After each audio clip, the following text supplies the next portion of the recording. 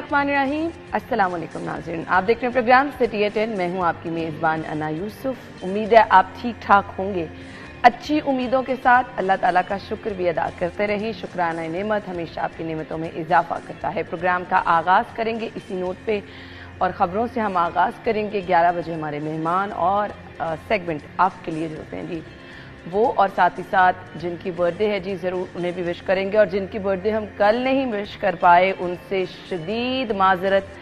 आपके सामने हमारी भी कुछ मजबूरियां हैं, कुछ वजूहात होती हैं। अगर प्राइम मिनिस्टर साहब आ गए हैं, एक बड़ा इवेंट है जिसका इफ्तिताह हो रहा है, तो वहाँ पे थोड़ी सी हमारे लिए भी जो है वो मुश्किलात हो जाती है, लेकिन ज़रूर कोशिश करेंगे कि आज हम शामिल कर पाएँ।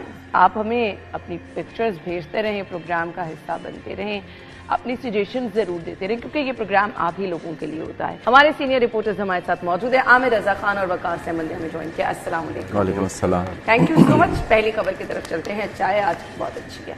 आज की पहली खबर भी अच्छी है। कज़ाफी स्टेडियम की अपग्रेडेशन शुरू, और कल बाकायदा इसका प्राइम मिनिस्टर साहब ने इफ्तिताह भी किया और चेयरमैन पीसीबी मोहसिन नकवी की जानिब से प्रेजेंटेशन दी गई, और ये तस्वीर भी मेरे सामने है। आमिर भाई, कितना अहम और कितना जबरदस्त मंसूबा है, जरा रोशनी डाल दें। देर आए दुरुस्त आए। ये फाइनली किसी जमाने में नेशनल स्टेडियम हुआ करता था, और यहाँ पर बाकी गेम्स भी होती थी क्रिकेट के अलावा, लेकिन जब क्रिकेट को अरूज आया 92 के बाद, तो फिर इसको बिल्कुल क्रिकेट बोर्ड के हवाले कर दिया गया। और ये इसकी अपग्रेडेशन, अभी मुझसे वकास पूछ रहे थे तो मेरे जहन में वो सारा मंजर घूम गया जब इसको अपग्रेड किया गया था। आपने तो खासी करीब से जी बेनज़ीर साहबा का दौर था, और उस दौर में इसको अपग्रेड किया गया था, और उस पर लाहौर के एक बहुत बड़े आर्किटेक्ट, जिनको सिर्फ सुर्ख ईंटें लगानी आती हैं हर बिल्डिंग पर, वो आ गए और उन्होंने अच्छा खासा इसमें पैसा मतलब लिया होगा। लाजमी बात है, अच्छे आर्किटेक्ट का तो यही कमाल होता है कि लाल ईंटें लगा के और बिल्कुल पार्किंग के दरमियान में 4 दरे खड़े करके उसको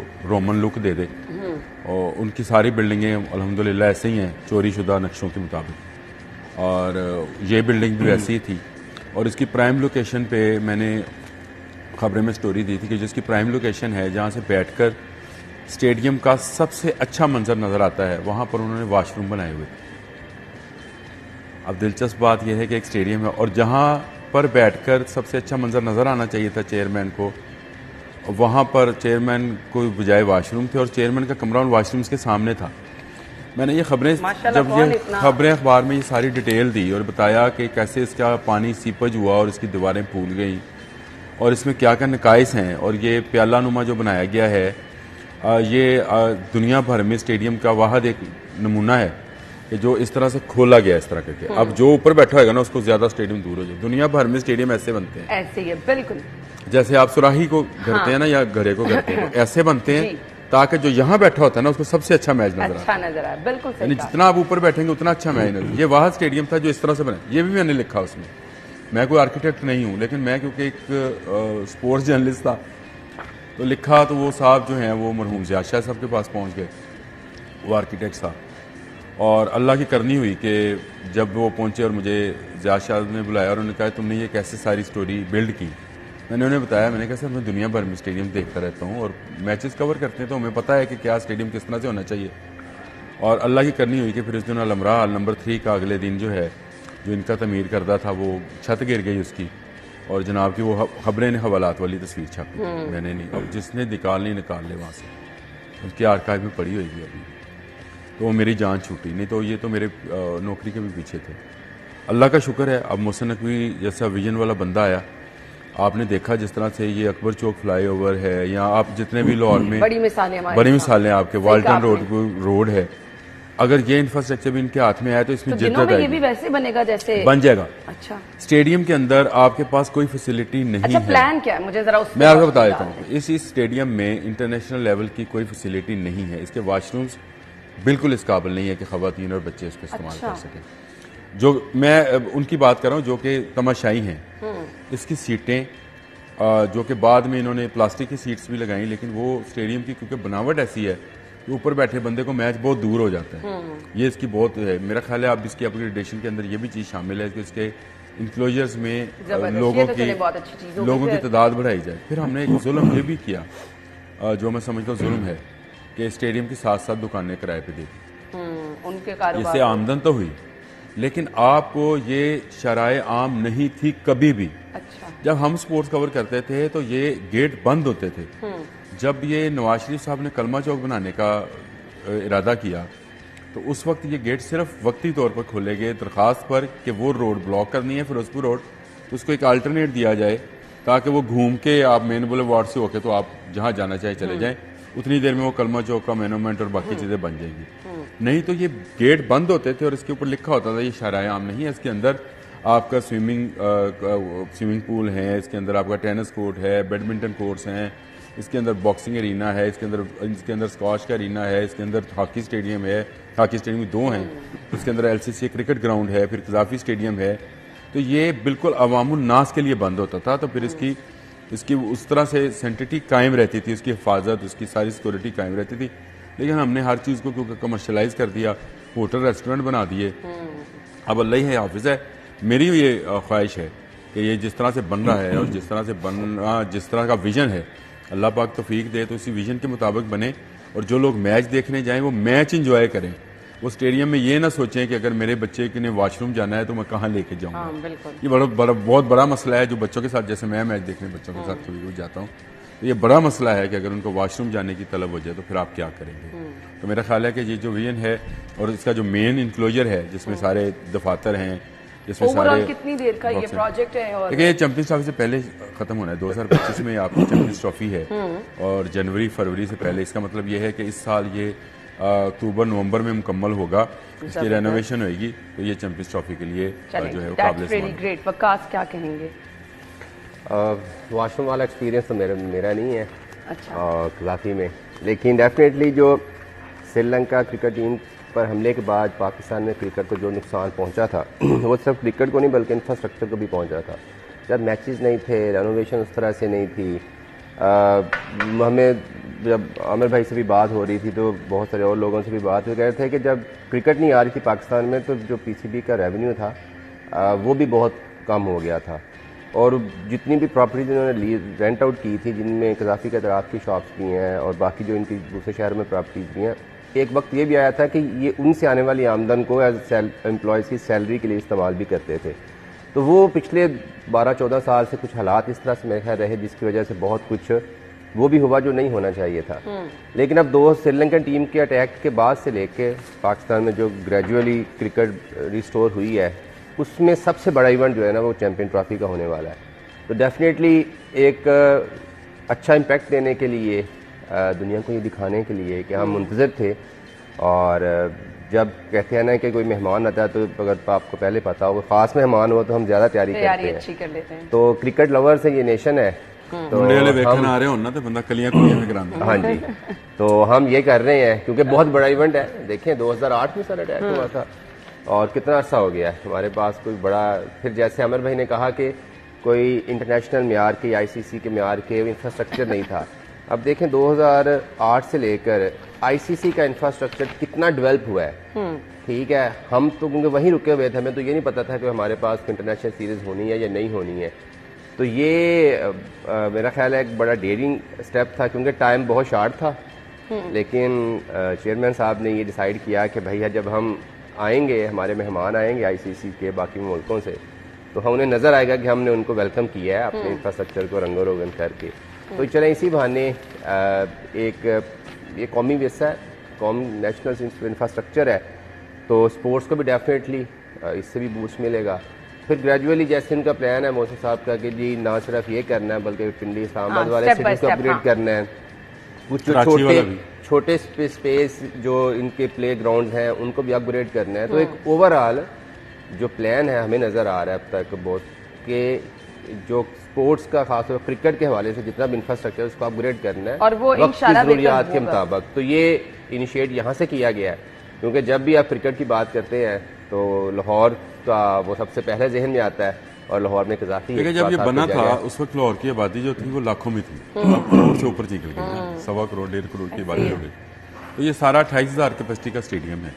अब मुझे बताएं, इतने बड़ी क्रिकेट के लोग फैंस हैं, क्रिकेट देखना चाहते हैं और सिर्फ 28,000 कैपेसिटी है और ये कुर्सियां शुर्सियां शामिल करके तो 28,000 लोग जो हैं उसमें भी सिक्योरिटी के बहुत सारे लोग आ जाते हैं। ऐसे ही है बिल्कुल। देखिए ऑस्ट्रेलिया जैसे मुल्क में जिनकी आबादी हमसे बहुत कम है, वहाँ पर जो एवरेज स्टेडियम की कैपेसिटी है वो छोटी 40,000 35 हाँ सही कह रहे हैं, मेलबर्न की तो लाख ओवर है है। बिल्कुल ऐसे ही है। और इंडिया में तो अभी भी उन्होंने वो बनाए हैं स्टेडियम, वो तो खैर 1,25,000 तक गुजरात वाला जो बनाया है, उससे पहले ईडन गार्डन भी भाई है, 80-90 हजार की कैपेसिटी। लेकिन इससे ओवरऑल भी की क्रिकेट शायकीन के लिए यानी अच्छी खबर है, अच्छा एकदम नहीं, ये सबके लिए अच्छी खबर है। सबके अगर आपका अच्छा है अच्छा ना। स्टेडियम बन जाएगा, अच्छी इंफ्रास्ट्रक्चर बन जाएगा तो देखने में अच्छा लगेगा। लेकिन मेरी ख्वाहिश वही है कि इसको शराए आम से ख़त्म करें, इसको लोगों के लिए ये जो एक रास्ता बना हुआ है ना, इसको ख़त्म करें। यहाँ पे जो आप करना चाहते हैं स्पोर्ट्स के, जो स्पोर्ट्स मैन हैं, जो स्पोर्ट्स लवर हैं, उनको एक सिक्योरिटी का एहसास, जब वो इसके अंदर जाए तो उनको पता हो हम स्पोर्ट्स पे जा अच्छा, रहे ये हैं। बात आमिर भाई वैसे हमने बहुत सारे पुलिस ऑफिशियल से भी की। मैंने कहा ये आपने ये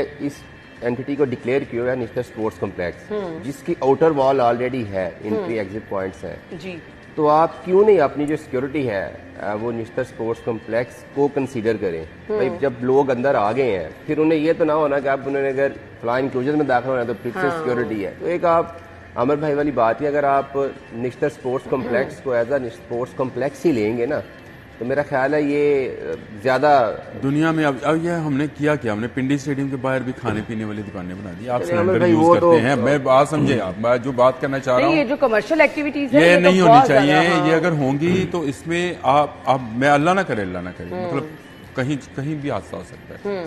आप उसको वाइड क्यों नहीं करते हैं? आप स्पोर्ट्स कॉम्प्लेक्स को स्पोर्ट्स कॉम्प्लेक्स क्यों नहीं रहने देते हैं? और यही वजह है कि हमारे ना स्पोर्ट्समैन बनते हैं, ना उनके पास ज़हनी सुकून है। जहाँ पे हर वक्त पी पी पापा चलता है, सही कह रहे हैं वहाँ आप। पे कौन कंसंट्रेट कर सकता है बैडमिंटन पे, टेनिस पे, स्क्वाश इस पे। स्पेस पे आप कुछ मुतबादल स्पोर्ट्स कुछ ऐसी हैं जो हो सकती हैं।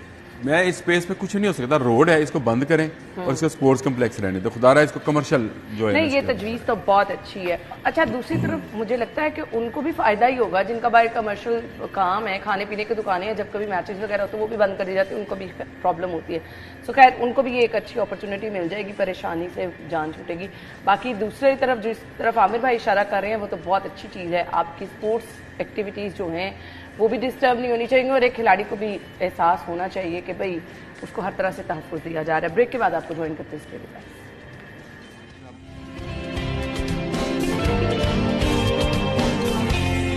अच्छा, प्रोग्राम में यहाँ पे मेरा दिल चाह रहा है कि आपके साथ एक कामयाब और एक मोटिवेशनल स्टोरी जिसे कहते हैं ना वो शेयर करें। अरशद नदीम को कौन नहीं जानता, लेकिन अरशद नदीम की स्टोरी क्या है आज आपके साथ वो हम ज़रूर शेयर करते हैं। एक पुरअज़्म नौजवान जो कि कुछ बनना चाहता था, अपना नाम बनाना चाहता था, लेकिन लातादाद मुश्किलात और बहुत सारे उतार चढ़ाव हर किसी की ज़िंदगी में आते हैं, ऐसे ही अरशद नदीम को भी फेस करने पड़े। खैर, वो एक बड़ा नाम तो उसने कमा लिया, पाकिस्तान का नाम तो बना लिया, लेकिन उसके पीछे जो उसकी स्टोरी आज वो आपको हम बता देते हैं। क्रिकेट में अरशद नदीम बहुत ज़बरदस्त था, लेकिन कुछ वसाइल उस तरह से नहीं थे, माहौल साजगार नहीं था कि वो क्रिकेट में आगे कंटिन्यू कर सकता। भाई ने मशवरा क्या दिया कि तालीम भी हासिल करो और किसी ऐसे खेल की तरफ जाओ जिसमें तुम अपना अकेले नाम बना सको, जिसमें तुम बिल्कुल ही सोलो और अकेले अपना नाम बना सको। अच्छा जी, खेल ऐसे भी बहुत सारे थे। नहीं जी, अरशद नदीम ने अब इसके लिए कोशिश करना शुरू कर दी। अब कामयाबी की ज़ामिन कुछ चीज़ें होती हैं, उनमें क्या होता है कि आपको घर वालों की जो है ना वो मुकम्मल सपोर्ट मिले। सो इसी तरह अरशद को भी उसके भाई की और उसके वालिदैन की सपोर्ट हासिल थी। सो माँ बाप जो थे, माँ ने उसकी सलाहियतों को जो है वो बहुत अप्रिशिएट भी किया और फिर भाई ने कहा जी तुम एथलीट बन सकते हो, एथलेटिक्स की तरफ आ गया। अच्छा जी, माँ ने कहा कि तुम्हें ज़रूर अपनी किस्मत आजमानी चाहिए। एक मकामी कोच की नज़र भी पड़ गई जी इसी दौरान अरशद नदीम पर, और उसने जो है इसको जी तरबियत देना शुरू की, बड़ी ज़बरदस्त तरीके से ट्रेनिंग भी अरशद ने की और कुछ कौमी टूर्नामेंट जो हैं वो उसमें इसने हिस्सा भी लिया और 18 साल की उम्र में फिर अरशद कौमी चैम्पियन भी बन गया। अच्छा जी, अब हर खिलाड़ी की ज़िंदगी में कुछ ऐसा टाइम आता है कि उसको थोड़ी सी मायूसी भी महसूस होती है कि शायद जहाँ तक मैं पहुँचना चाहता हूँ वो मकाम नहीं आया। ये भी अरशद ने सोचा कि अभी मुझे वो वाली कामयाबी नहीं मिली। जेवलिन छोड़ने का सोचा एकदम से उसने, लेकिन ऐसे में साउथ एशियन गेम्स में गोल्ड मेडल जीते उसने जी। 2020 के लिए बराह रास्त उसने क्वालिफाई कर लिया। फिर क्या हुआ जी, एकदम से कोविड आ गया और अरशद नदीम कोविड का शिकार हो गया, बहुत सारे लोग हुए थे। फिर रिकवरी के बाद एक बार फिर से उसने जो है प्रैक्टिस शुरू कर दी। फिर 5वां मकाम जो उसने पाकिस्तान के लिए हासिल किया और बहुत ज़बरदस्त नाम कमाया। और अरशद नदीम के करियर की ज़बरदस्त चीज़ जो मैं आपके साथ शेयर करने जा रही हूँ, 2022 में गोल्ड मेडल जीता और उसने वर्ल्ड गेम्स में जो है पाकिस्तान का नाम बनाया। 90 मीटर तक जो है वो 5वीं थ्रो उसने फेंकी और आलमी चैंपियन बना, और सभी लोगों ने उसकी जो शानदार कारकर्दगी है उसको सराहा भी। अच्छा जी, इस वक्त मैं आपको बताती चलूं कि मंजर आम पर वो आए जब हिंदुस्तान के जो नीरज चोपड़ा थे उनके साथ मुकाबला कर रहे थे, और आलमी एथलीट चैंपियनशिप में पाकिस्तान के लिए चांदी का उसने दूसरा तमगा जो है वो जीत लिया। अब सारी नजरें उस पर थी और ओलंपिक्स 2024 की फिलहाल अब वो तैयारी भी कर रहा है। अरशद नदीम जो है वो अभी भी पुरअज़्म है कि वो पाकिस्तान के लिए बड़ा नाम बनाएगा। मैं आपको ये भी बताती चलूँ कि हर तरह की आजमाइश और बहुत सारी मुश्किलात से गुजर कर कामयाबी की राह जो है उसकी तरफ अरशद नदीम गामजन है। अब अरशद नदीम का अपना बिलीव क्या है, जो आप हर बंदा सोचता है ना, एक आपके अंदर विल होती है, उसके मुताबिक अरशद ये कहता है पैसा ना होना आपको अमीर गरीब नहीं बनाता, लेकिन इज्जत नफ्स और वकार आपका तारुफ कराता है। सो ये अगर हर प्लेयर नहीं, हर इंसान के अंदर हो तो कामयाबी की कुछ मंजिलें होती हैं जिनके रास्ते पर आप चल जाते हैं और कामयाबी आपकी ज़मानत बन जाती है। तो यूफोन की जानिब से ज़बरदस्त तरीके से खराज तहसीन अरशद नदीम को पेश किया गया है। तो इस स्टोरी का नतीजा ये है कि मेहनत, लगन, जज्बा, हिम्मत कभी भी किसी को पीछे नहीं छोड़ती।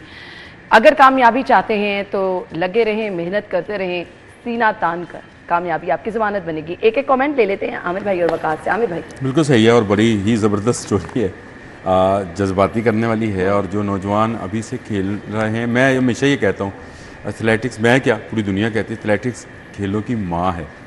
इसके बतन से जितने बच्चे जन्म लेते हैं वो आगे जाकर अब कोई बॉक्सर बनेगा, कोई क्रिकेटर बनेगा, कोई बाकी बनेगा, लेकिन बदनसीबी और बदकिस्मती के हमारे मुल्क में एथलेटिक्स को ही यानी माँ को ही वो दर्जा हासिल नहीं है माँ का, तो जिसकी वजह से हम सारी गेम्स में पीछे हैं। ये एक आध स्टोरी है जिस तरह की मोटिवेशनल स्टोरी निकल आती है, और हमारे पास क्योंकि टाइम भी कम, आपने कहा एक कमेंट लेना है, तो बाकी नौजवानों आप डटे रहो। यहाँ खेलों के लिए कुछ नहीं होने वाला। आप अगर कर सकते हैं तो फिर आप अरशद नदीम बन सकते हैं, और इसी तरह इंटरनेशनल सतह पर जाकर मुल्क का भी नाम रोशन कर सकते हैं, अपनी माँ का भी नाम रोशन कर सकते हैं और अपना भी, और उसके साथ साथ खेलों की माँ एथलेटिक्स का भी।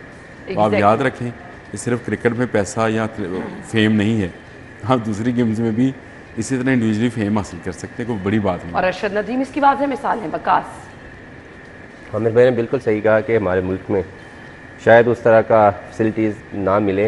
होना तो ये चाहिए था कि आप गली गली मोहल्ले मोहल्ले में देखेंगे कोई ना कोई आपको इंस्पायरेशन स्टोरी ऐसी मिलती है। ये सलाहियतें, ये काबिलियत अल्लाह की देन होती है, गरीब अमीर पे तो नहीं है ना। बस इदारों ने जिनको इस चीज़ के पैसे दिए जाते हैं, फैसिलिटीज़ दी जाती हैं, उन्होंने इन जैसों को ढूंढना होता है और उनको प्लेटफॉर्म पे लेके आना होता है। जब वो अपना काम नहीं करते ना, तो फिर होता ये है कि आज पेरिस ओलंपिक्स में हमारे सिर्फ 7 लोग हैं, तो वो जो रेशो होती है ना आगे जाने की, वो कम हो जाती है। उसकी वजह ये है कि हमारे मुल्क के जिस तरह के मुआशी हालात हैं, जिस तरह के जो मसाइल हमें फैमिलीज़ में फेस करना पड़ते हैं, तो शायद आप कह रहे हैं कि दिल छोड़ देते हैं लोग, वो भी हालात, ज़रूरियात भी ऐसी होती हैं ना। तो अगर आप चाहते हैं, PTCL अभी सपोर्ट कर रहा है, तो मैं तो इनसे ये रिक्वेस्ट करूँगा कि अपने इर्द गिर्द जब कोई हीरा नहीं बना होता ना, चमक के सामने नहीं आया, तो उसको ढूंढे।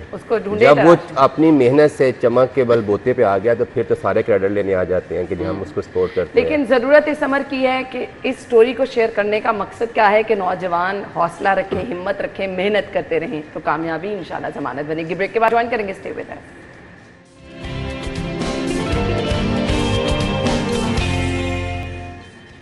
Welcome back once again. खबर क्या है जी, 35,000 AMI स्मार्ट मीटर समेत दीगर सामान खरीदा जाएगा। लेस्को सिस्टम की अपग्रेडेशन के लिए अरबों का मटेरियल खरीदेगा।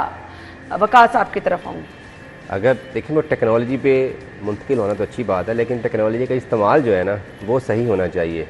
पिछले महीने इन्होंने एक नए सॉफ्टवेयर के ज़रिए मीटर रीडिंग की थी, और उसका खमियाजा लाखों लोगों को ये पड़ा कि वो प्रोटेक्टर से नॉन प्रोटेक्टर कैटेगरी में आ गए। ठीक है, मेरे समेत मैंने इशारा ज़रूर किया कि मेरे लेस्को के, वापडा के, बाकी इलेक्ट्रिसिटी सप्लाई कंपनीज के इशूज़ ये हैं कि वो सेल्फ अकाउंटेबिलिटी पे नहीं आते, वो सारी बातें करते हैं। अच्छा, मेरी ना अभी कल ही शायद सिप्रा साहब से, क्योंकि खासी डिटेल में इशू में बात हुई है, तो मैं आयशा को कहती हूँ कि कोशिश करे शायद सिप्रा साहब को लाइन पे ले ले। अच्छा जी, अभी वो 24 पे लाइव है। असल में बात शाही सिप्रा साहब कल ये कर रहे थे कि ये सिस्टम अपग्रेड नहीं हो सकता, जो मर्जी हो जाए। अब ये अरबों रुपए, क्योंकि ट्रांसफार्मर यहाँ पर डैमेज होना एक इशू है, सिस्टम अपग्रेड नहीं हो सकता। मानसून के दौरान आपकी लाइट 3-3 दिन ही आमिर भाई लोगों की आई, सिस्टम अपग्रेड नहीं हो सकता। तो ये अरबों रुपए से कैसे अपग्रेडेशन? अच्छा, ये खैर सिप्रा साहब ने तो मेरा ख्याल है वो थोड़ा सा क्योंकि ज़्यादा करीबी नहीं हो समझते हैं, तो उन्होंने ये कहा था। लेकिन नामुमकिन तो कुछ भी नहीं है ना। प्रॉब्लम यह है कि आपकी अगर विल हो ना कि आपने करना है, वो नियतों को जानते हैं, ग्रेजुअली ही आपने करना है। हाँ, आप ये कह सकते हैं कि वो करना नहीं चाहते क्योंकि उनकी दाल रोटी भी इसी चीज़ से लगी हुई है। सिस्टम ख़राब होगा तो आप फ़ोन करेंगे, सिफारिशें दिलवाएंगे, मीटर के लिए तो करेंगे। अगर आप चीज़ें ऑटोमेशन पे चली जाएंगी तो आपको यही नहीं पता होगा मेरा लाइनमैन कौन है, क्योंकि आपको उससे काम ही नहीं है। तो जो इन्होंने प्रोक्योरमेंट करनी है, 2 चीज़ें हैं उसमें, कुछ मीटर्स हैं, स्मार्ट मीटर्स हैं, और कुछ ट्रांसफार्मर्स हैं। ट्रांसफार्मर्स तो डेफिनेटली बहुत सारे ख़ास तौर पर गर्मियों में वैसे फट जाते हैं, रिप्लेस करने की ज़रूरत पड़ती है। उसमें भी वो देखते हैं कि जी किस मोहल्ले का ट्रांसफार्मर फट रहा है। अगर आमिर भाई का होगा तो वो कहेंगे आप तो बिजली चोरी करते हैं, आपके मोहल्ले में तो आपको बाद में देखा जाएगा। वही किसी पोश एरिया में चला जाएगा तो वो साहब खुद लेके ट्रांसफार्मर वहाँ पे पहुँच जाते हैं। लेकिन चलें, वो कनेक्शन उन्हें बहाल करना होता है, ये तो उनकी ज़रूरत है, ये तो रूटीन में भी करते रहते हैं। जो नया स्टेप है स्मार्ट मीटरिंग की तरफ आ रहे हैं, मैंने पहले भी ये बात कही, दोबारा ये कहता हूँ कि टेक्नोलॉजी का इस्तेमाल होना चाहिए, टेक्नोलॉजी पे शिफ्ट होना चाहिए, लेकिन उस टेक्नोलॉजी का कंट्रोल आपके हाथ में है। अगर तो आपने सार्फिन को फैसिलिटेट करने के लिए करना है तो बिल्कुल करें। आप 3 अरब लगा लें, 5 अरब लगा लें, उसका 1-2 रुपया मेरा ख्याल है मीटर में भी डाल दें। लेकिन पिछले महीने जिस तरह से आपने एक टेक्नोलॉजी के ज़रिए लोगों को चूना लगाया है, और अगर यही काम आपने इन मीटरिंग के साथ भी करना है तो फिर खुदारा हमें इन्हीं पे रहने दें, इन्हीं को सही कर लें। ये मेरा मौक़िफ़ ये था कि इनको सेल्फ अकाउंटेबिलिटी से स्टार्ट करना चाहिए। जो डेवलप सेल्फ अकाउंटेबिलिटी हो ही ना जाए, वो किसी महकमे में भी नहीं होगी। मतलब अच्छी बात है कि अगर टेक्नोलॉजी पे जा रहे हैं और 2 अरब 80 करोड़ रुपया जो है ये इन्होंने जारी किया है सामान के लिए, तो मेरा ख्याल है बेहतर है। 75,000 ट्रांसफार्मर है, 200 kVA के खंबे हैं, फिर मीटर्स हैं, जो भी है तो अच्छा है। आज जो सबसे बड़ा आपने भी कहा 3-3 दिन लाइट नहीं आई, तो उस एरिया को मैं जानता हूँ जहाँ नहीं आई, 2 दिन लाइट नहीं आई। उसमें मसला ये था कि उनके तीनों के तीनों ट्रांसफार्मर जल गए, और जो वहाँ का ऑफिस था उसके पास ट्रांसफार्मर सिर्फ एक था एक्स्ट्रा, क्योंकि वो पहले लगा चुका था कहीं पेट्रोली। बारिश के दिनों में ये प्रॉब्लम आता है हमारे पास, क्योंकि हमारे ट्रांसफार्मर ही अपग्रेड नहीं होते। और जहाँ तक शाही सिप्रा साहब कह रहे हैं, तो शायद सिप्रा हमसे बेहतर समझते हैं लेस्को को। लेकिन अगर हम करतबा चौक ग्रिड स्टेशन, जिसकी मैं रिपोर्ट बना के आया था, उसको जदीद तकाज़ों के मुताबिक बड़े ट्रांसफार्मरों से निकाल के छोटे चिप वाले ट्रांसफार्मर्स पर जा सकते हैं, तो सारे ग्रिड स्टेशन जा सकते हैं। ये कोई बड़ी बात, वो रॉकेट साइंस नहीं है। बिल्कुल सही कहा इसने, वकास ने। हजूर लेस्को वाले हो और या नेपरा कहना चाहिए, वैसे तो प्रो रेटा जो था नेपरो का था। एक और प्रो रेटा की जरूरत है तो सारिया जरूरत बिजली दी पूरी हो जाएंगी। एक और प्रो रेटा मारो लोगों को और खरबा रुपये तुम भी चुको लो और कट लो, तो आप अपग्रेड करते चले जाएं। आपका सिस्टम क्यों नहीं अपग्रेड हो सकता? जिस तरह से आप डाका डाल रहे हैं लोगों की जेबों में। और मज़े की बात यह है, मैं परसों फिर एक वो एक्शन साहब को सुन रहा था, वो फिर बैठ के यही कह रहे थे कि प्रो रेटा हमने आपकी सहूलत के लिए लगाया। अच्छा, कहते हैं हमने नहीं लगाया तो नेपरा ने था, लेकिन ये आवाम कंज्यूमर की सहूलत, यानी कंज्यूमर की ये सहूलत थी कि उसका 194 यूनिट चला था, उसके 7 यूनिट डाल के 201 किया और मुझे 7,000 रुपये का इजाफी बिल भेज दिया। ये सहूलत मुझे दी थी कि मेरी 7,000 रुपया ज्यादा मैंने पे किया है, और मैं अगले 6 महीने तक ये 7,000 रुपया ज्यादा पे करूंगा। और ये कहते हैं कि ये आपकी सहूलत के लिए है। जब इस तरह की सहूलत हुई, ये सहूलत आप अपने पास ही रखें। हाँ, नहीं हुजूर, जरूर दो सहूलत सन, इस तरह की सहूलत मजीद दो। जब तक नहीं देंगे ये कौम बांग्लादेश की तरह बाहर नहीं निकलेगी। आप इस तरह, जिस तरह बांग्लादेश की सीना वाजा ने सहूलतें दी हैं नौजवानों को, तो वो बाहर आए, सहूलतों का शुक्रिया अदा कर दें। तो अल्हम्दुलिल्लाह लेस्को, फेस्को, मेपको, बेपको, गेपको, नेपरा, टेपरा, सेपरा, सिपरा भी आ गया बीच, जितने भी हैं ये इसी तरह सहूलतें देते रहे, अल्हम्दुलिल्लाह लोग बाहर निकले। ब्रेक के बाद आपको ज्वाइन करेंगे, हमारे साथ रहिएगा।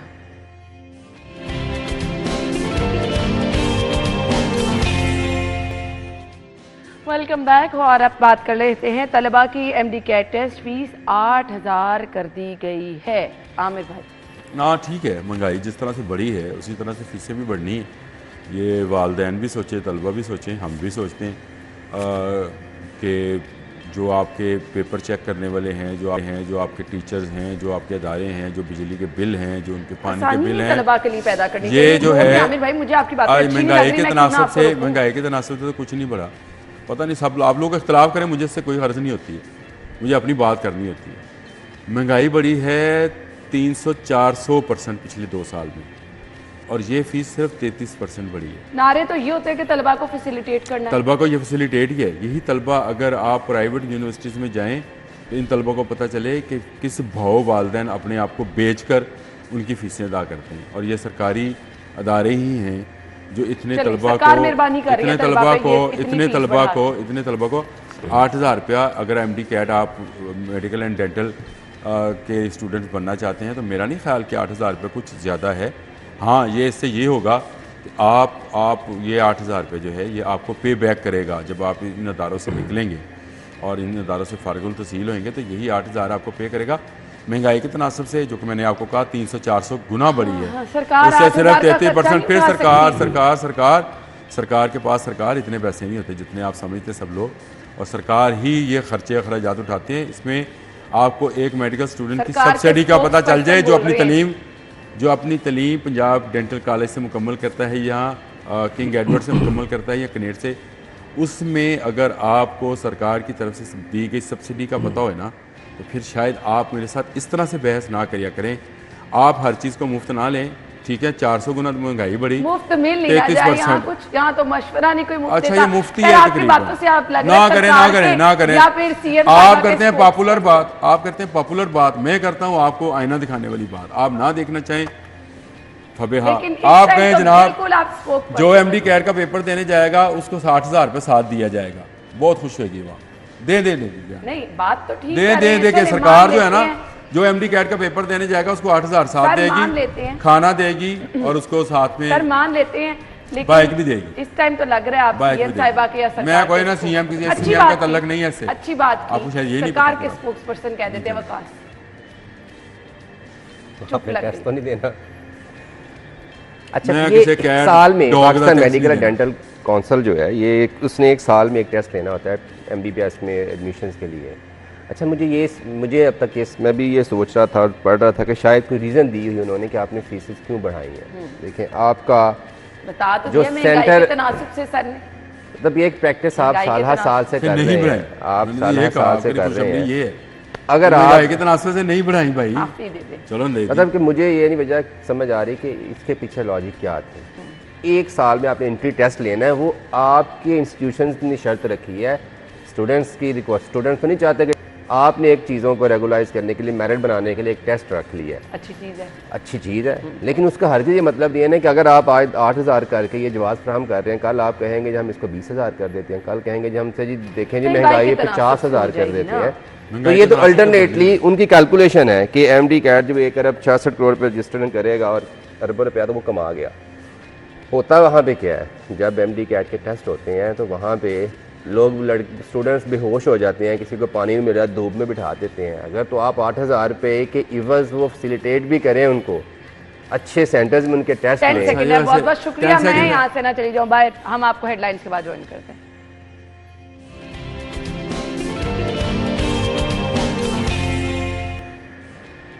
Welcome back once again. नाज़रीन, प्रोग्राम के सिलसिले में हम बड़ी अहम गुफ्तगू करने वाले हैं। दौरे हाजिर में डिजिटल मार्केटिंग, डिजिटल मीडिया, इसकी अहमियत क्या है, इससे तो हरगिज़ इनकार नहीं किया जा सकता। अब इस दौड़ में जो नहीं दौड़ेगा वो बहुत पीछे रह जाएगा। बहुत सारे लोग शिकायतें ये करते हैं कि करने को कुछ नहीं है। मोबाइल फ़ोन सबके पास है और ये आपको आसानी से पैसे कमाने के तरीके भी बता सकता है। थोड़ी सी आपने सिर्फ मेहनत करनी है, टाइम निकालना है।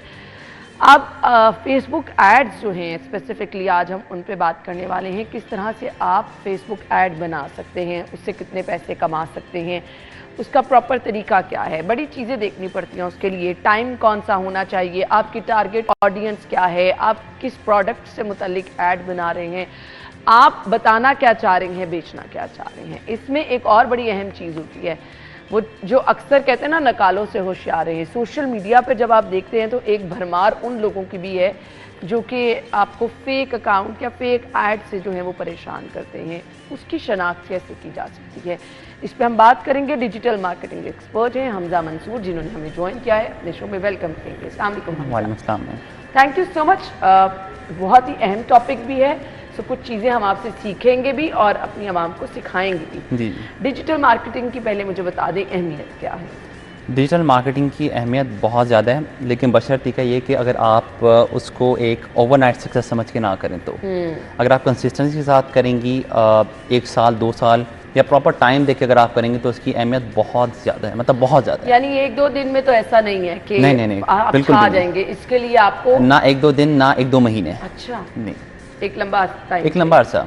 लेकिन लंबे अरसे से मुराद ये नहीं कि कई साल, लेकिन इसका फ़ायदा अगर आप इसको दूसरी फील्ड से आप इसको डिफ्रेंशिएट करना चाहते हैं तो उसमें ये कि आपको एक ऑनलाइन प्लेटफॉर्म मिल जाता है जिसकी वजह से बैक वक्त आप 2 से 3 जॉब्स कर सकते हैं। ठीक है। लेकिन बाकी में जहाँ पे आप फिजिकल जॉब्स करें वहाँ पे ऐसा नहीं मुमकिन नहीं होता। अच्छा जी, व्हाट इज़ द क्राइटेरिया? क्या चीज़ें आपको फॉलो करनी है अगर आप डिजिटल मार्केटिंग करना चाह रहे हैं? वो बुनियादी स्टेप्स जिसे कहते हैं ना, वो क्या हैं?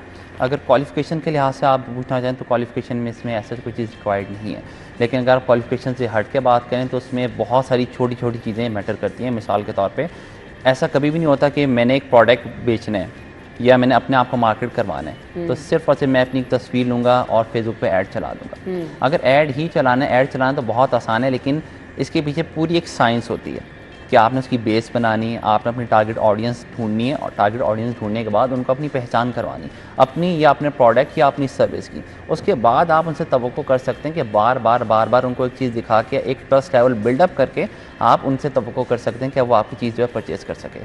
सही।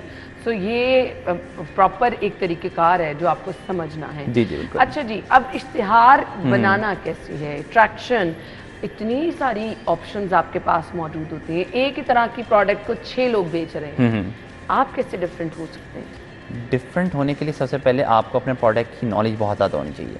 मिसाल के तौर पे जैसे मैं एक फार्मास्यूटिकल कंपनी में काम कर रहा होता हूँ और वहाँ पे मेडिसिन, अब जैसे हम लोग जो कर रहे हैं अभी करंटली हम लोग काम कर रहे हैं PCOS और हेमोराइड्स की मेडिसिन के ऊपर। अब हेमोराइड्स की मेडिसिन एक आम बीमारी है हेमोराइड्स। क्या हमारी उससे पहले क्या और हेमोराइड्स की मेडिसिन नहीं थी? बहुत ज़्यादा थी, लेकिन हमारे यूनिक सेलिंग पॉइंट बहुत स्ट्रॉन्ग है। हमने अपने यूनिक सेलिंग पॉइंट्स को पहले स्ट्रॉन्ग बनाया, हमने क्लिनिकली आप लोगों को बताया कि यार हम क्लिनिकली प्रूवन कर सकते हैं कि हमारे ये रिजल्ट्स हैं। नंबर 2, उसमें फिर हमें अपनी ऑडियंस ढूंढनी है।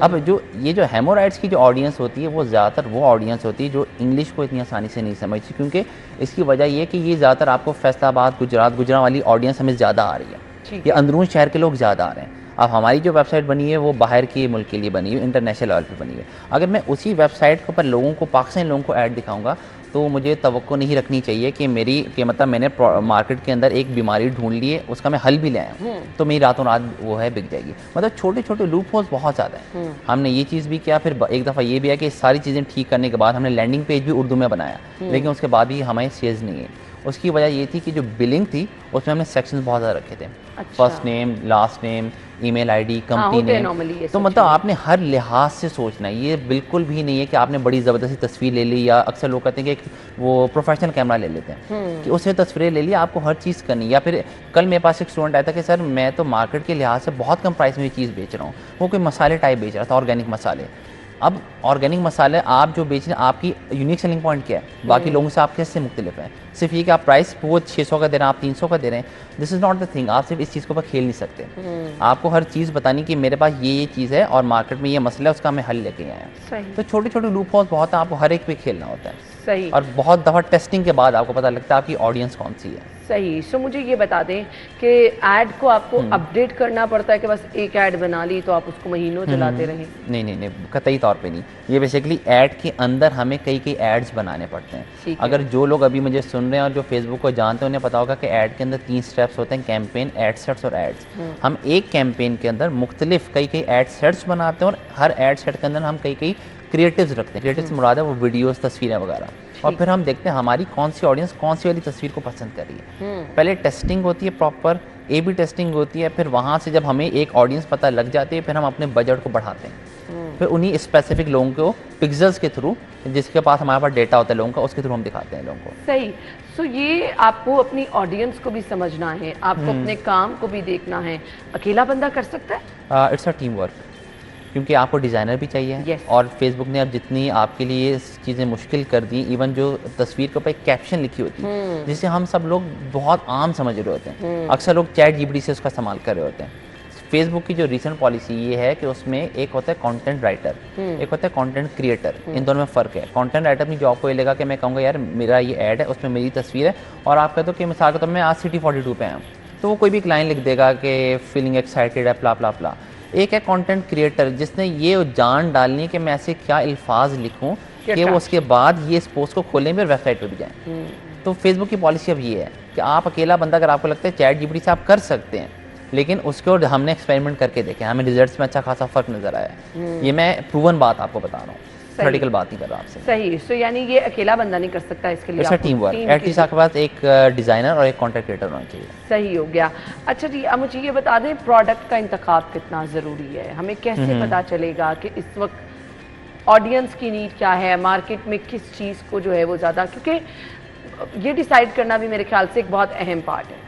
ये बड़ा टेक्निकल पार्ट है, बड़ा मुश्किल पार्ट है।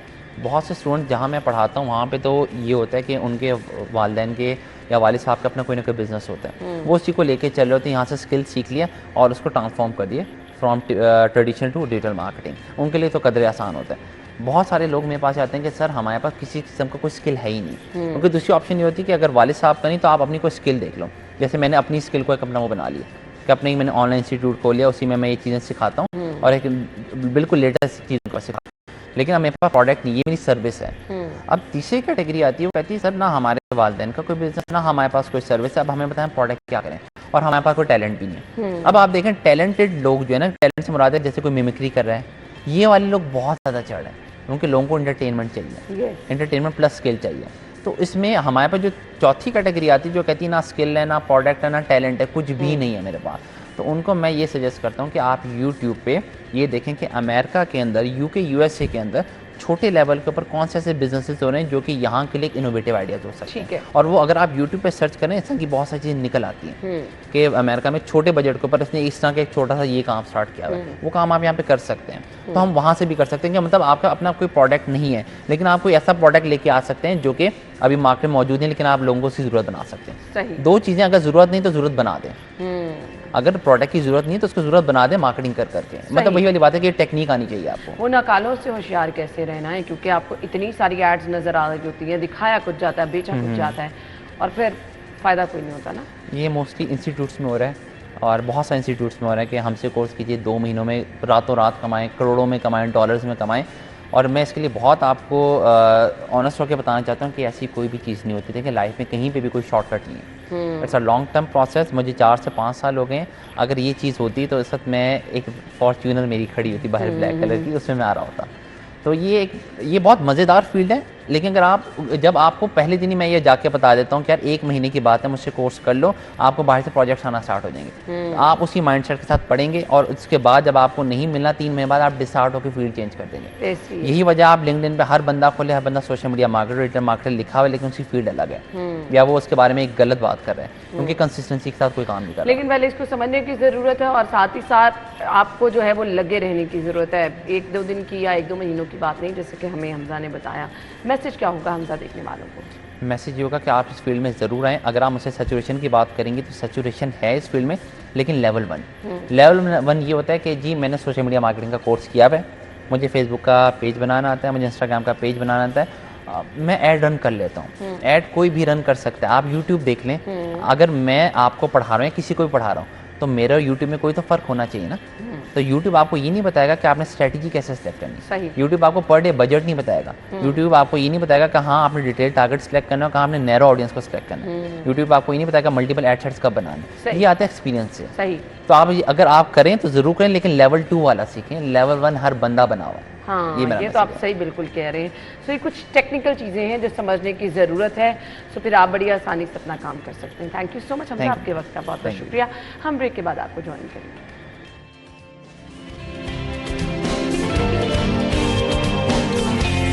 प्रोग्राम के सिलसिले में हम गुफ्तगू करने वाले हैं बहुत ही अहम टॉपिक पे। अहम इसलिए कि हम अक्सर अपनी सेहत का ख्याल रखने की बातें करते हैं, तंदुरुस्ती की बात करते हैं, अच्छा दिखने की बात करते हैं। एक बहुत अहम पहलू जिसको हम नज़रअंदाज कर देते हैं वो है हमारे दांत।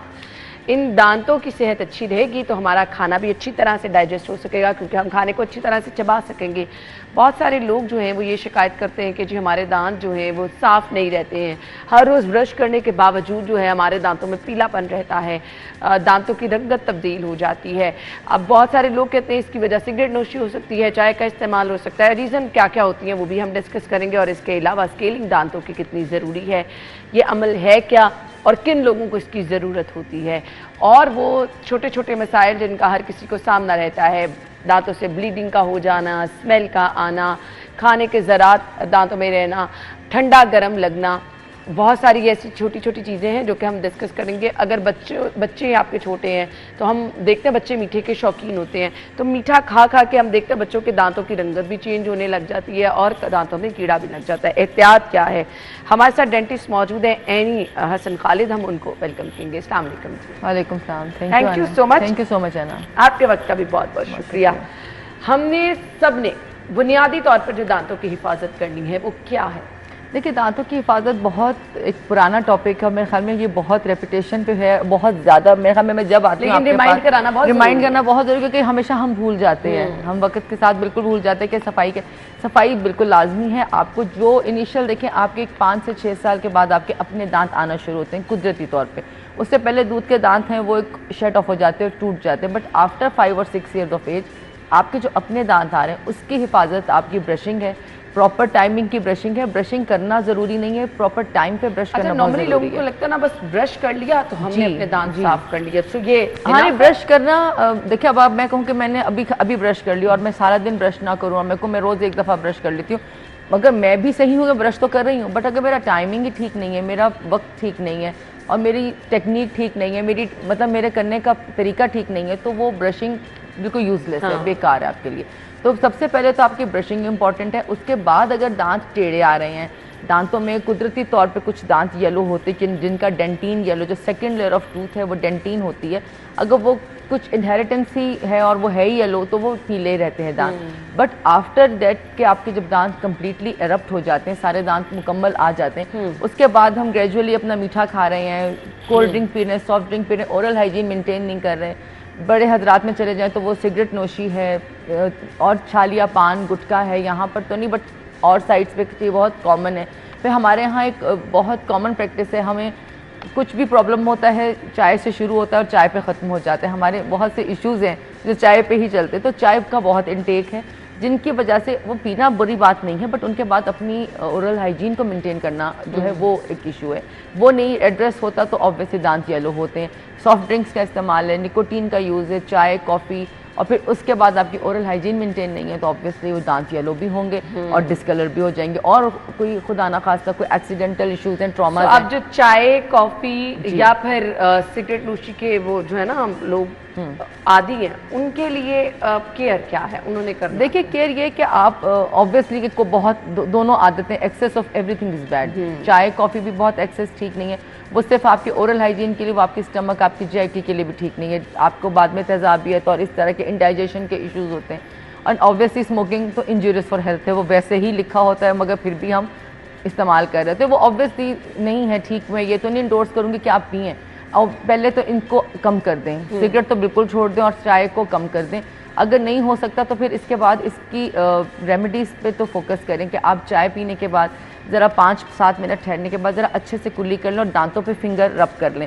ब्रश नहीं कर सकते तो फिंगर, ताकि जो आपने 6-7-8 घंटे बाद ब्रश करना है वो आपका खाया पिया आपके दांतों पे स्टे ना करे, जो भी धब्बे हैं।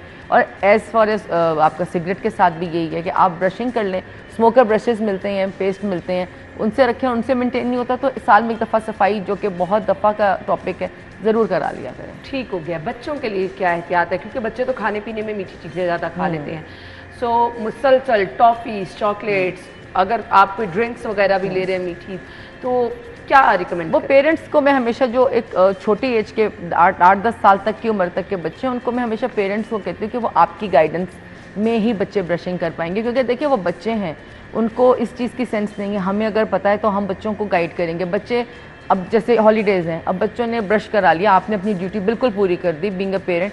अगर बच्चे रात में देर तक जाग रहे हैं, जो कि कॉमन प्रैक्टिस है आजकल, आप बच्चे जाग रहे हैं, सोशल मीडिया का यूज़ है, सब कुछ है, सबके यहाँ कॉमन है, उसमें बच्चे मनसिंग करते हैं। तो बिल्कुल खाने के बाद जब भी मैं कहती ये मैंने कहा ही नहीं कि रात का ब्रश हम कहते हैं बिफोर गोइंग टू बेड, जब आप सोने जा रहे हैं, सोने का मतलब है कि आप कुछ खाएंगे नहीं, तो वो ब्रशिंग लाजमी करवा लें। अब पेरेंट्स कितने हद तक करें, बट बच्चों को ये चीज़ आप बच्चों को ये चीज़ आप बावर कराएं कि ये ब्रशिंग बहुत ज़रूरी है। उससे प्रॉब्लम क्या होंगे, प्रॉब्लम ये होते हैं कि एक तो डिस्कलरेशन बच्चों में बहुत कॉमन होती है, क्योंकि प्लाक की क्लियर है जो कि फिर ब्रश से नहीं उतरती, वो बच्चों के दांतों पे जमने लग जाती है, वही हार्ड टार्टर बन जाता है जो कि दांतों का पत्थर जिसे हम कहते हैं लग जाता है फ्रंट पे या बैक साइड पे, फिर वो खुद से नहीं उतरता, उसके लिए फिर आना पड़ता है। उससे गम्स जो हैं वो आपके इन्फेक्टिव हो जाते हैं, आपके जो है गम से ब्लीडिंग होने लगती है, जिंजवाइटिस के इशू हो जाते हैं। तो ये चीज़ें बहुत कॉमन है, ये सारी चीज़ें सफाई से शुरू होती हैं और सफाई पे अच्छा, खत्म हो बच्चों की जाती हैं। एज क्या है? मतलब मेरी बच्ची भी 3 साल की है ना, तकरीबन 3 साल की है, तो मैं चाहती हूँ मैं अभी से उसको ब्रश की प्रैक्टिस बिल्कुल ब्रश आप करवा सकती हैं। बच्चों के तो अब इतनी फैंसी चीज़ें मिलती हैं जो कि बहुत कॉस्टली भी नहीं है, बट आप अफोर्ड करने हैं तो बच्चों को उनके हिसाब के ब्रश ले दें, उनके ही टाइप के पेस्ट हैं, उनके फ्लेवर्स हैं। अब हमारे फ्लेवर बच्चे अडेप्ट नहीं करते बहुत जल्दी, तो उनके फ्लेवर्स के उनको खुद जाके उनमें शौक डेवलप करें चीज़ों का, लेकर जाएं साथ। आप अपना मर्जी का ब्रश लें, जब बच्चे अपनी मर्जी की चीज़ लाएंगे तो उसको यूज़ भी उसी शौक से करेंगे। ब्रशिंग करवाएं, अगर बॉटल फीड कराते हैं तो फिर एक टाइम के बाद उनको बॉटल फीड से हटाना शुरू करें। अब मग में दूध पिलाएं और वो रात को ब्रश करवा के, क्योंकि जो बॉटल फीड है वो सारा टाइम आपके मुंह में, जब बच्चा उठेगा दूध मांगेगा आप देंगे, तो वो जो दूध की लेयर है वो सारा टाइम जो आपके दांतों पे जमती रहेगी, वो जो बैक्टीरिया उस पर अटैक करेंगे, वही एक कैरियर्स। बच्चों के दांत अक्सर आप देखें, छोटे बच्चों के दांत काले हो जाते हैं, टूटने लगते हैं, वो जो सारा टाइम आपका लैक्टोज की एक लेयर रहती है, उसके ऊपर बैक्टीरिया जब एक्टिविटी करते हैं, बैड बैक्टीरिया, तो वो दांतों में कीड़ा लगने का अमल शुरू हो जाता है। तो कोशिश ये करें कि एक टाइम के बाद बच्चों का बॉटल फीड छुड़ाएं और चीनी बिल्कुल ना डालें, मीठा अवॉइड करें। हम लोग बच्चों को लगता है कि मीठा डाल के पिलाएंगे तो बच्चे पी लेंगे, बच्चों को तो शुरू में पता भी नहीं होता ये टेस्ट डेवलप हमारा है, तो मीठा बिल्कुल अवॉइड कर दें। अगर बॉटल फीड दे रहे हैं तो फिर चीनी, कोई भी किस्म का शरबत, कोई ऐसी चीज़ जो मिठास पैदा करे, तो एटलीस्ट उसको अवॉइड करें फिर। सही। अब मुझे ये बता दीजिएगा, कहते हैं ना कि आपकी सेहत के लिए ये चीज़ें अच्छी हैं, ये वाली डाइट खाएंगे तो आप तंदुरुस्त रहेंगे, सेहतमंद रहेंगे। दांतों की सेहत के लिए भी क्या कुछ चीज़ें रिकमेंड की देखिए, दांतों की चीज़ें सबसे तो बेस्ट हम यही कहते हैं कि घर का खाना। घर के खाने में जब एक एज है बच्चों की 5 से 6 साल की, उसमें बच्चों को ग्रेन्स दें, बच्चों को कच्ची सब्जियां दें जो कि सैलेड की फॉर्म में है, कच्चे फ्रूट्स जैसे हमारे बच्चों में अब बिल्कुल आदत नहीं है कि हम एप्पल है, पीच है, पेयर है, ये सब नाशपाती वगैरह ऐसे फ्रूट्स हैं जिनको तोड़ के खाना चाहिए, क्योंकि जितना हम ऐसे फ्रूट्स का इस्तेमाल या ऐसी सब्जियों का इस्तेमाल कर रहे थे, हमारी जॉ डेवलपमेंट होती है, हमारी जॉ की एक्सरसाइज होती है, मसूड़े की ऊपर में निचले मसूड़े की एक्सरसाइज होती है, तो उसमें दांत आपके सही प्रॉपरली इरप्ट होते हैं। हमारी दांतों की एक्सरसाइज नहीं है, डेवलपमेंट नहीं होती, तो दांतों ने आना है एट एज, तो वो फिर टेढ़े मेढ़े आने लगते हैं, क्योंकि उन्होंने आने, जब डेवलपमेंट नहीं, आपका जॉ डेवलप नहीं है, तो आपके दांत कहाँ आएंगे, फिर वो आगे पीछे ऊपर नीचे एक दूसरे के साइडों पे इरप्ट होंगे, वो फिर क्राउडिंग में आ जाते हैं। क्राउडिंग का मतलब है कि यू नीड ब्रेसेस, फिर आपको ब्रेसेस लगवाने पड़ जाते हैं। तो वो शुरू से इन चीज़ों का अगर हम करें, और कोई अगर हैबिट्स हैं, कोई बच्चा थम सकिंग करता है, कोई बच्चे को पेसिफायर लेने की आदत है, चूसनियाँ जैसे हम आम जबान में कहते हैं, तो कोशिश करें निपल्स अवॉइड करें, बच्चों को ना दें। कोई ऐसी हैबिट है, बच्चे टीवी देखते हुए अंगूठा डाल लेते हैं मुंह में, तो वो आपका पैलेट जो है तालू उसे शॉर्ट करते हैं, नैरो कर देते हैं, जिससे दांत बाहर की तरफ जो है इरप्ट होने लगते हैं। हैबिट ब्रेकर तोड़ाएं, कोई पेंसिल लेने की आदत है, कोई भी ऐसी हैबिट, मुंह खोल के सोने की आदत है, पता करें कि बच्चा माउथ ब्रीदर तो नहीं है, क्योंकि माउथ ब्रीदर तो आपको ENT पे जाने की ज़रूरत है कि नाक का कोई इशू है, तभी वो नाक से सांस नहीं ले पा रहा और मुंह खोल के सो रहा है, उससे आपके ऑर्थो के इशू डेवलप होते हैं। तो ये काफ़ी चीज़ें कि थोड़ा सा बच्चों को नोटिस करना पड़ता है कि बच्चे क्या, आपको करना पड़ेगा। अच्छा जी, स्केलिंग की ज़रूरत किनको होती है? स्केलिंग की ज़रूरत मेरे ख्याल में अब नाउ दिस टाइम मेरे ख्याल में हर इंसान को ज़रूरत है, क्योंकि हम जो फूड खा रहे हैं वो सारा फूड हम सारा कार्ब्स खा रहे हैं, ज़्यादातर हमारा कार्ब्स हमारी खुराक में शामिल है, तो सब चिपकने वाला खाना है। और हमारे पास ब्रशिंग का मैंने टाइम लोगों में देखा है जो कि माशाल्लाह बहुत वेल ऑफ अच्छे पढ़े लिखे लोग आते हैं, बट ब्रशिंग प्रॉपर नहीं है। एक तो ब्रशिंग की टेक्निक बहुत कॉमन है, आपके पास सोशल मीडिया आप लगा कर देख लें, how to brush your teeth, at least एक दफ़ा देख लीजिए ब्रश कैसे करना है। 1.5 से 2 मिनट की ब्रशिंग है, टाइमिंग्स कैसी हैं, सारे क्वाड्रेंट आपके जो हैं उसमें एड्रेस होने चाहिए। 4 क्वाड्रेंट हैं आपके मुंह में, अंदर बाहर आगे पीछे की तरफ करके, वो सारे साफ़ हों, ज़बान साफ़ हो। हम सिर्फ दांतों पे फोकस करते हैं, कई लोगों के ज़बान पे खाना लगा रहने से जो है वो ओरल हाइजीन मेंटेन नहीं होती, बैक्टीरिया वहाँ पे ग्रो करने लग जाते हैं। तो सफाई लाजमी करवा लिया करें। 1 साल में 1 दफ़ा स्केलिंग जो है वो रिकमेंडेड है और इससे कोई नुकसान नहीं है। मिथ्स हैं कि आपके दांत कमज़ोर हो जाते हैं। अगर आप स्केलिंग नहीं कराते तो जंजाइवा जो है, मसूड़ा जो हम कहते हैं, वो आपके दांतों को छोड़ने लग जाता है, जिसमें पॉकेट्स डेवलप हो जाती हैं, जिसमें खाना फंसने लगता है, वहाँ ब्लीडिंग इशू होने लगते हैं और विद द टाइम दांत ढीले होकर गिरने लग जाते हैं। अच्छा, बहुत सारे लोगों को मैं अक्सर देखती हूँ दाढ़ में दर्द और फिर वो इतना प्रोलॉन्ग मसला हो जाता है कि इन दी एंड आपको उसको निकलवाना पड़ता है।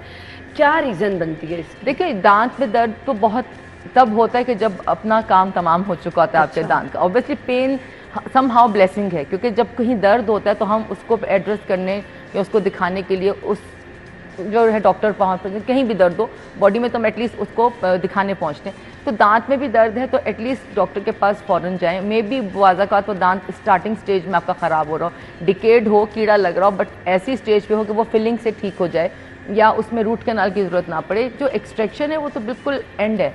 एक्सट्रैक्शन हमारे लिए होपलेस है। हम एक्सट्रैक्शन उस दांत की करते हैं जो बिल्कुल ही ज़ीरो चांस हो जिसके बचने का। अगर ज़रा सा भी चांस है, हमें लगता है कि रूट सही है, दांतों में कुछ हिम्मत है, तो हम तो रूट कैनाल करके क्राउन्स दे देते हैं। अब डिस्ट्रक्टिव डेंटिस्ट्री जो है वो ओमिट होती जा रही है हम डेंटिस्ट्री से। अब आप किसी भी दांत को, अगर आपकी रूट अच्छी है, आपके दांत की कुछ कंडीशन अच्छी है, अगर ख़राब ज़्यादा भी है तो रूट कैनाल करके उस पर क्राउन ब्रिजेस हम दे देते हैं।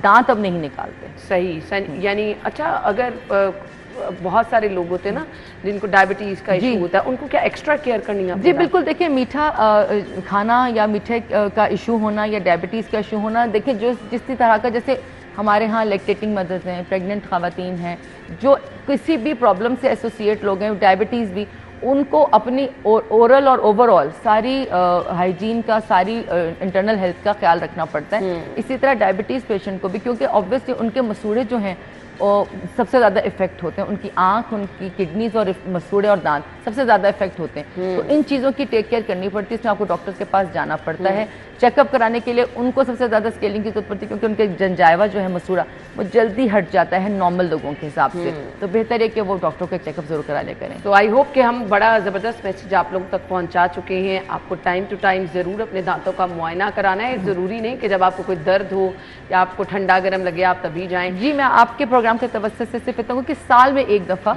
बहुत ज़रूरी नहीं कि बहुत महंगे डॉक्टर को कंसल्ट करें। आपके एरिया में जो भी नियर बाय अच्छा डेंटिस्ट है, आज का सोशल मीडिया पे रेटिंग्स हैं, सबका रिव्यूज हैं, लेकिन आई मस्ट से कि आपको बहुत अच्छे डॉक्टर के पास जाएं, स्टेरिलाइज्ड इंस्ट्रूमेंट होने चाहिए। एक दफ़ा ज़रूर जाएं, उसमें उतना खर्चा नहीं है एक दफ़ा जाने का, जो कि आप एक तकलीफ बढ़ा लेंगे वो बहुत खर्चा कॉस्ट। बिल्कुल, आपने सही कहा। थैंक यू सो मच, बहुत शुक्रिया। अपना बहुत सारा ख्याल रखिएगा। इजाज़त दीजिए, अल्लाह हाफ़िज़।